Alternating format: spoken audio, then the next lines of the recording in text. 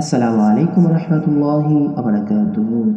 সম্মানিত দর্শক ও শ্রোতা মণ্ডলী, আমি মোহাম্মদ রাকিবুল ইসলাম মারিফি আবারও আপনাদের সামনে উপস্থিত হয়ে গেছি নতুন একটি ভিডিও নিয়ে।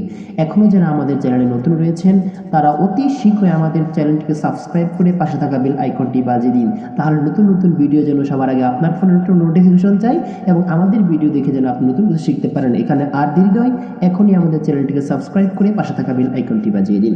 তো চলুন আমরা আমাদের আজকের ভিডিও শুরু করা যাক। আমরা আজকের ভিডিওতে আলোচনা করব, আমরা অনেকেই একে অপরকে ব্যক্তিগত জীবনে ভালোবাসি, মহাব্বত করি, স্নেহ করি, যে যাইটাই করে থাকি না কেন। তো আমরা একে অপরকে ভালোবেসে মহাব্বত করে কষ্ট অনেকেই পেয়ে থাকি, অনেকেই বেদনায় ভোগ করি। একজনকে আমরা প্রায়োরিটি দিই, তার কাছ থেকে প্রায়োরিটি পাই না। একজনকে আমরা গুরুত্ব দিই, তার কাছ থেকে আমরা গুরুত্ব পাই না। তো অবশেষে আমরা কষ্ট পাই, বেদনা পাই। যেরকম কেন আমি তাকে এত মহাব্বত করতেছি, এত ভালোবাসতেছি, সে কেন আমাকে ভালোবাসতেছে না? তার জন্য আমি এত কিছু করতেছি, তাহলে সে কেন আমাকে ভালোবাসতেছে না? এই যে আমাদের ব্যক্তিগত জীবনে একটা বেদনা, এইখান থেকে বেঁচে থাকার আজকে আমি কয়েকটা টিপস আপনাদেরকে বলবো ইনশাআল্লাহ। তো আর দেরি নয়, চলুন আমাদের ভিডিও শুরু করা যাক। ভিডিওতে আমরা আলোচনা করতে শুরু করেছি যে আমাদের টিপসগুলো হলো যে প্রথম টিপস, আপনি যাকে মহাব্বত করবেন, ভালোবাসবেন, তিনটা দিক লক্ষ্য রেখে, তিনটা উদ্দেশ্যকে সামনে রেখে ভালোবাসতে হবে। এক নম্বর টিপস হলো আল্লাহর জন্য মহাব্বত করতে হবে। তাকে আমি আল্লাহর জন্যই মহাব্বত করব, আবার আল্লাহর জন্যই ছেড়ে দেবো। যে আল্লাহর জন্য মহাব্বত কীভাবে? সে আল্লাহর রাস্তায় চলতেছে, আল্লাহর রাহে চলতেছে, তা আল্লাহর জন্য আমি তাকে মহাব্বত করতেছি। যখন দেখবো তার দ্বারা আমার ইমানে ক্ষতি চলে আসছে, আমার আমলে ক্ষতি চলে আসছে, কোনো ডান বাম চিন্তা ভাবনা না করে তাকে আমি ছেড়ে দেবো। এটা হলো আল্লাহর জন্য মহাব্বত করা।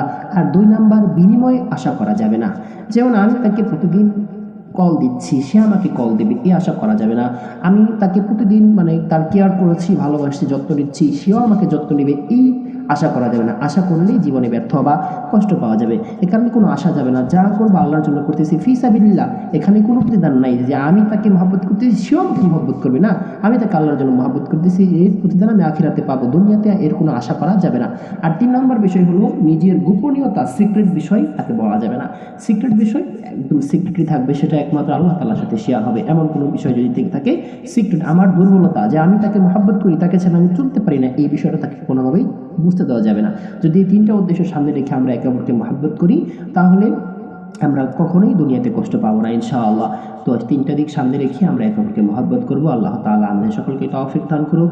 আমিন। ওয়া মা আলাইনা ইল্লাল বালাগ। আসসালামু আলাইকুম ওয়া রাহমাতুল্লাহি ওয়া বারাকাতুহু।